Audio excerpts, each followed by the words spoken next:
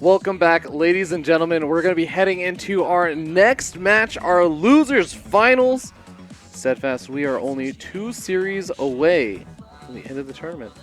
Crowning that King of the North champion. Yeah, and we are in a very, very fun position where we have, I would say, 3 different areas of the North represented. We have, of course, Quebec in the form of Semper.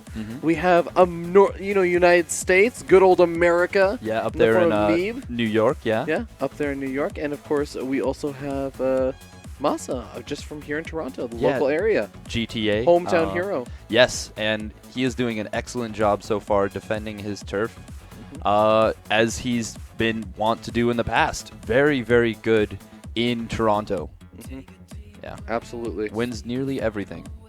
Yeah, and I am just waiting for our game invite as we get ready to hop into that next series of that losers bracket final match, which is going to be Neeb versus Semper. Now, Neeb just did play a Protoss versus Terran, but that was kind of difficult for him to swallow.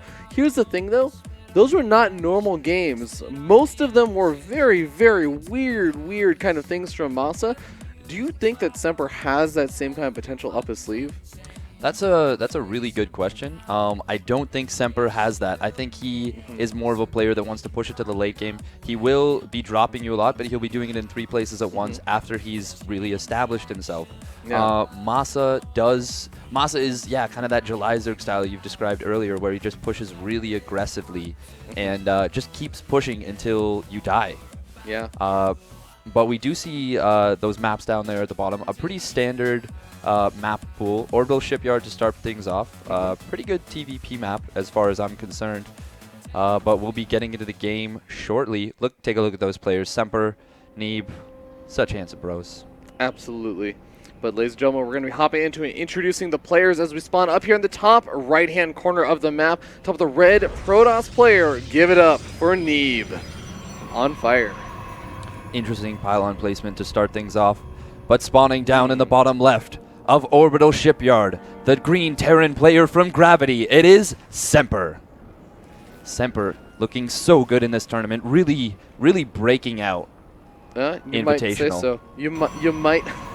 You just went straight there. I went straight there. But yeah, as you were saying, first of all, interesting pylon placement. And the reason why it's interesting is because if Neeb was ever concerned about a Reaper opening, which, kind of nice for him, it's not going to be that Reaper opening. This pylon placement would be very interesting because it would block the ramp, but if that Reaper ever gets past that pylon, suddenly you're in a world of trouble because you don't actually have a pylon covering your actual mineral line itself. Yeah, that's actually, I feel, the similar location where he put it versus No Regret and was able to snipe down that drop Overlord previously. Yeah, we'll be able to snipe off any Overlords that come out. Yeah. Not as common in the TVP matchup, but they, sometimes you turn on that those hacks from Brood War. There was a famous Brood War game where it was a Protoss versus Zerg, and there were infested Terrans out because there was a neutral command center in the center of the map that the Zerg player ended up getting down low on health, infesting it with a queen, and building infested Terrans and doing infested Terran drops on the photon cannons. That is so cool. For anyone not familiar, infested Terrans are the inspiration of Banelings. But imagine if Banelings, and I'm not exaggerating this, did 500 damage. Yeah, 500 damage. They one-shot cannons. Yeah, they one-shot a lot of things. Yep. Probe coming in over here, scouting out the double gas geyser, though, and gonna see, okay, yes, Masa is in fact playing that gasless style. Now gonna be getting up a lot more of that gas. I do want to note, actually, these 2 players have played before, and I don't just mean on the group stage day, but actually they played, I believe, back in January for the Filthy Ray Cup #2. They played at the DreamHack Leipzig qualifier. They played in ESL America back in December. And all of these times that they played, Neeb has only dropped a single map, and I think this is of around 7-ish games. So basically, Neeb is 7-1 versus Semper in the past 3 months. That's a tough. Actually, it might be 8-1 because he also won on the group stage day. Yes, he did. That's going to be a tough deficit to overcome for Semper, but if anyone's been watching his series, he has been getting stronger and stronger throughout the weekend. If anyone can do it, I think he might be able to power up, hit that Super Saiyan 2, and maybe take down the North American Terran Neeb.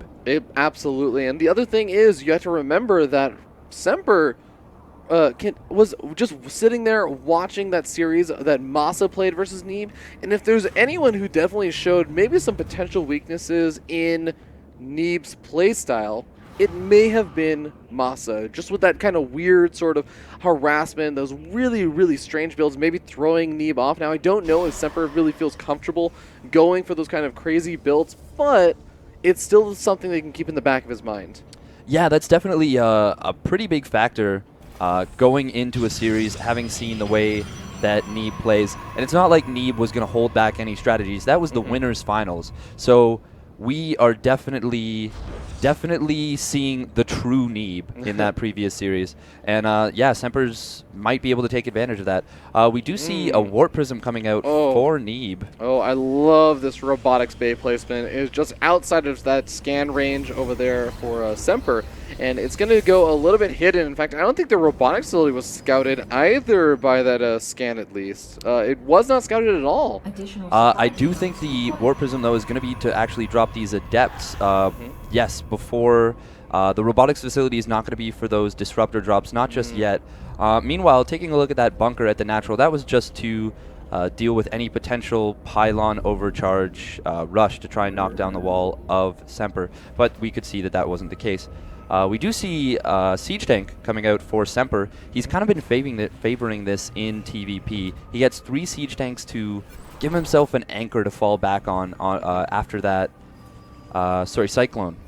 You know, it is really cool because I think it also complements his playstyle. One of the big concerns that Semper, and I would say struggles that he had in the past, and I was actually talking with him about this, is that he would sometimes overcommit to engagements, and he's just gotten so much better about not overcommitting and losing too many units. But the big fear was that when he does lose those units, his opponent just counterattacks, and oftentimes he would just die. But having those siege tanks as an anchor, as you were saying, really makes it so much easier because those siege tanks are in a defensive position, are always going to be so valuable in holding off the big counterattack.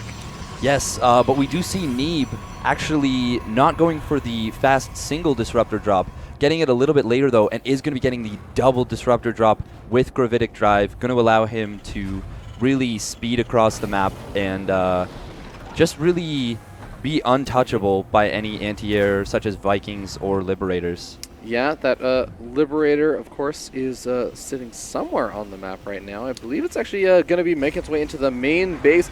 Going to try and go after some of those probes mining gas, and he is going to be able to get a couple of snipe offs. There's no pylons that's really going to be covering this. No way is that Photon Overcharge going to cover that, but we do actually have the Warp Prism getting a couple of kills as well. Yeah, actually really nice splits from Semper. He only took 1 Marine loss. Ooh, nice. The Liberator taking down one of those Stalkers. Just going to leave it there. Unfortunately, it's going to go down. But Neeb still has those 2 Disruptors alive in the Warp Prism. Going to find another opportunity. The cooldown is off. And one thing that Semper has sort of struggled with is splitting. But we end up seeing one of the Disruptors actually end up going down. The other Disruptor doesn't even finish its shot. Wow, that was really nice for Semper. And Neeb, after kind of a rough series against Masa, not having things go the way he would want them to go in this first game. No, and it's sort of this funny situation where I would say, oh, Disruptor might be able to get a really good hit over here, even softening up one of those siege tanks. Single Disruptor still going to be enough to get some damage on, but I was going to say, you know, we haven't really seen Neeb lose a lot of games at one of these LAN environments where he has to continue to play the following day or anything like that. So this may be one of those rare situations where we start to see, hey, you know what, Neeb maybe does actually start playing a little bit worse after he's been losing some games. Yeah, that's what we were talking about on day 1 and 2, the fatigue factor. But we do see this Disruptor coming in. Oh, wow. Workers. That's nice, not too bad. really nice split, though, from Semper at that last second. He had about 4 or 5, maybe 6 workers sitting in that Purification Nova, but manages to get away. And we do see that double turret in the main, going to be giving him a bit of defense. But if we look at the upgrades, we see 1-1 is... well, +1 weapons at least is nearly finished, and +1 armor is well on the way for Semper. Well, in the meanwhile, we do have Neeb just continuing to make those Disruptors. He's going up to 4 Disruptors now with Blink finishing up fourth expansion being taken. Disruptors still trying to get some additional shots off, but those missile turrets are definitely going to really complicate things for Neeb and trying to get that damage done.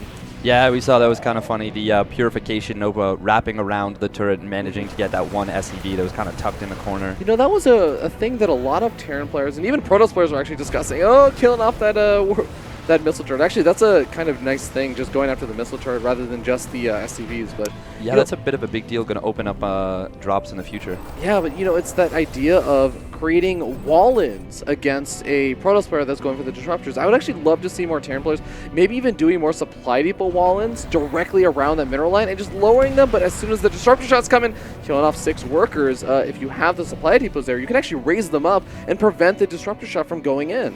That's a really good point, actually. I'm not sure how much space a disruptor shot actually comes in. I don't know if those depots in the main base would actually be enough to maybe block it. I'm really curious about that now. Yeah, it's something I saw some players experiment with for a little bit, but here we go.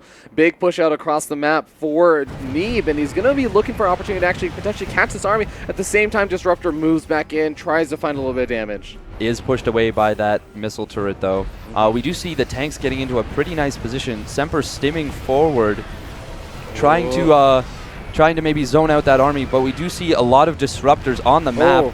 Disruptors potentially hitting these siege tanks is going to be a really scary moment for Semper. He's going to have to use those medevacs to the fullest capability.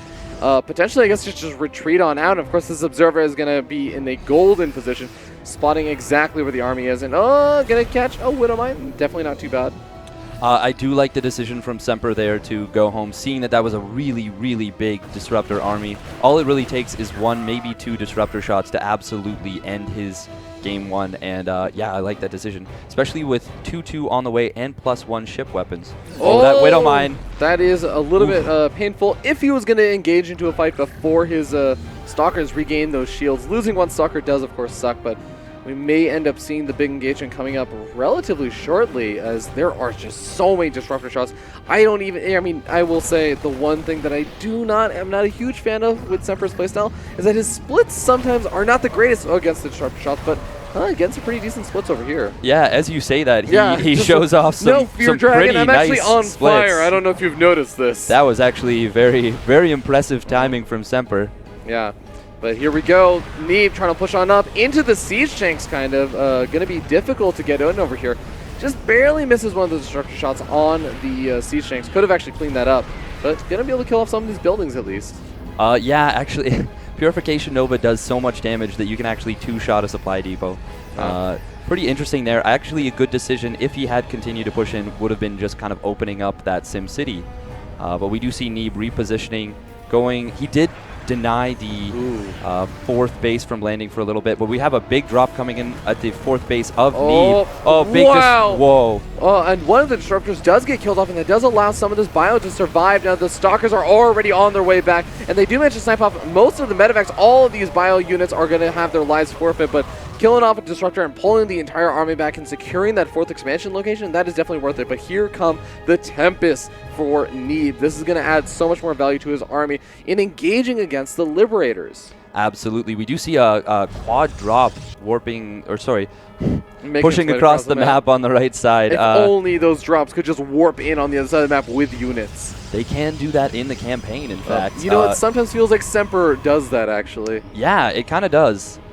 Maybe he is playing the campaign. We do see actually now it's 5 medevacs on the right side and a big attack on the left side. A couple of liberation zones and some widow mines. This is... Oh, but the disruptors are going to come in and kill those widow mines. Not a lot of army right behind the liberators. But this is the big problem. The drop comes into the main base and is going to start depowering all the pylons. He's not just going after the foot-turn overcharge. He's going to be depowering a lot of these buildings, cutting into the production capability. Both of the robos get depowered. 4 of the gateways that depowers, the cannons that depower, and now Neeb is in an all-out retreat all the way back home. A couple of adepts left over to try and kill off a ghost or 2 here and there, but the damage has already done a massive, massive amount. Yes, and doing so much damage to that production. Didn't kill the robotic facilities, so they will be able to be repowered, but really, really nice drop from Semper, forcing Neeb back. Some good target fire on those pylons. Semper might be looking to deny this 5th base with that drop. Neeb seems to be on top of it, but look at this. A lot of Liberators and Ghosts coming across the right side of the map. Neeb going to have to split his forces if he wants to hold here. Oh, this is the stage of the game where Semper starts doing that Semper thing. He moves in at the right-hand side. The Liberators sieging up in a good position. Going to be able to take out a lot of these Stalkers, but they are getting picked off as well, and the entire Bioforce has to back up. And yes, there's a couple of units that even stasis trapped, and there is some damage happening over here on the left-hand side of the map, but the Tempests are eventually going to start to clean that up. Every Purification Nova, I believe, was used on that army. Oh, nice pickup on the Ghost. Hot pickup. And, that's stasis trap, actually. Oh, this drop is still continuing to do damage. These Tempests are taking out these units so slowly that they are going to get the Nexus. That's actually a pretty big deal. Denying that 5th base is really going to slow down the Tempest production from Neeb, which is what you want to deal with those Liberators. Meanwhile, 5 Vikings at a time coming out from Semper. Nice siege tank shot, pushing away those... Oh, wow, look at this Marauder. Oh, boy, that one Marauder going to get taken out by the Militia Corps eventually. But here we go, the engagement on the bottom right-hand side of the map. We have the Ghost trying to get some nice maybe EMPs off on this army, maybe just trying to slow things down. But the Disruptor shots are endless. There's no way that Semper... Look at this. He's playing footsie with them, except Semper is just really... Okay, maybe now. Are you out of shots now? Maybe now? No, it's never going to happen. It's like watching ping pong right there, just bouncing back and forth. We do see the Vikings, though, starting to range down those Tempests. Oh, using 3 of the Disruptor shots. You know what? He has so many Disruptor shots that he can afford to use 3 at a time and still have plenty left. Oh my god, it's a massacre. Big shots, and Neeb taking a big army supply lead right there. Oh, Neeb continuing to push on in. These Tempests are just adding so much value because it just allows Neeb to pick away at his opponent, and slowly but surely Semper is losing that army supply that he really does need. Before he could, play a little bit footsie, and eventually just Neeb would have to back up because he didn't want to overcommit. But now he can continue to pick away, and those Disruptor shots are what's keeping those Tempests safe. Oh wow, yeah, big Disruptor shots on that Bio army, killing in that off that tank on the right, and some big ones on the left. Really nice Disruptor control coming out from Neeb. And at this point, I think Semper is really struggling. He's trying to do some counter damage across the map on the top left-hand side. He even has a Ghost in the mix, and he's going to be able to kill off this base once again. Maybe even try to go for that 4th expansion, just trying to equalize on the base count. But at the same time, he's losing his entire army back at home. The Tempests are slowly starting to get away by that Viking count, with the Stalkers blink forward aggressively. All of these Disruptors are still alive. And I don't even know what you do at this point, Steadfast. Well, at this point, you just maybe GG. Yeah. Things are looking pretty dire for Semper. He is going for an attack on the other side of the map. Oh, doing a lot of damage. Semper. And going to be able to kill off one of the Disruptors. Almost kind of wish that he had worked on that pylon, but it doesn't look like it's going to matter because he's going to be able to take out all these Adepts. He is doing some really nice damage on the other side of the map and killing off this Tempest also. Going to be able to potentially take out that 4th expansion.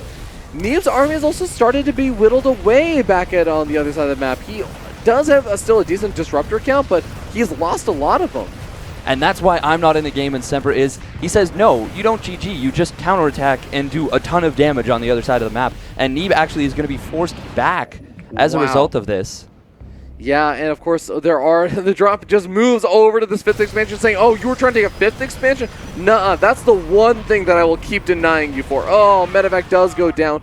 That is a bit of a painful loss, but it is worth noting that despite the fact that all of that damage is done, the Planetary Fortress at that 4th expansion stayed alive for Semper.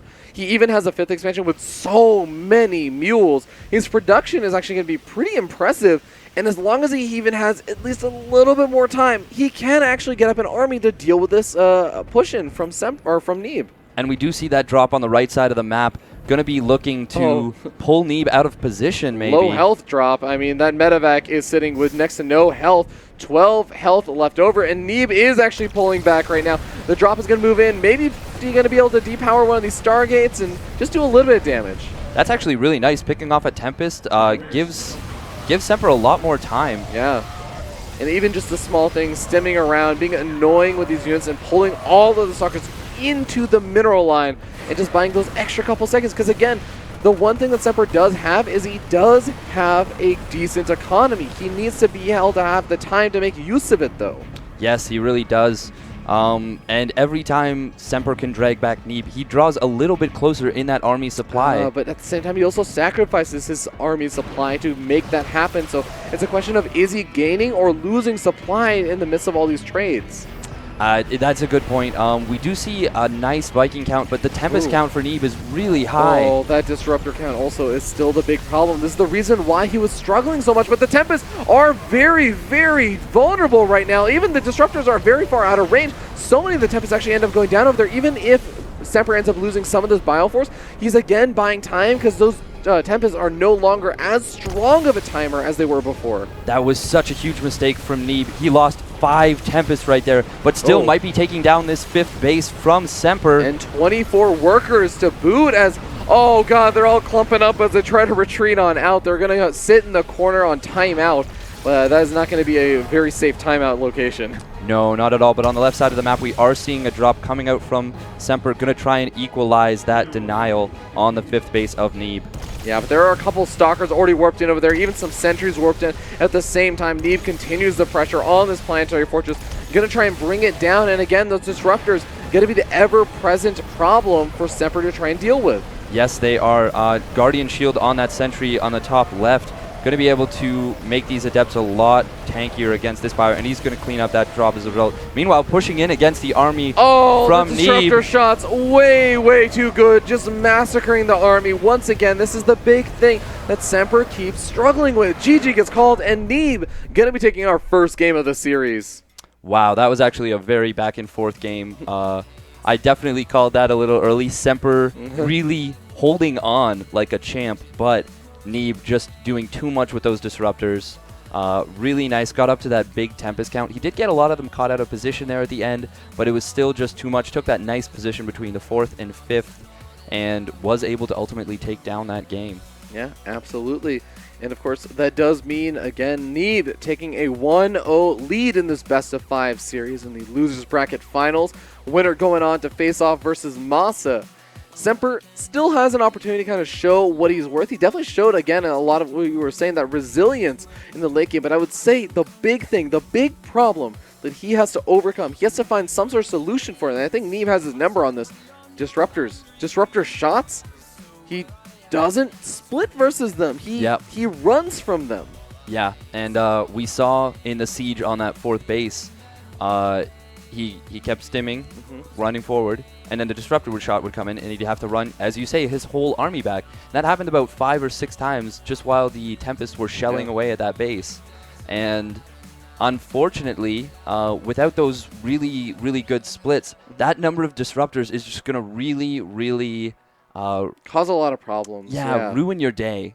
But one of the other things that I've been thinking about, and I'm not sure if it's going to be the ultimate solution for Semper, but even just using the medevacs to pick up his units if they are going to be invulnerable is better than losing them, even if you have to disengage for a little bit. I mean, you think about the safety position of that Planetary Fortress.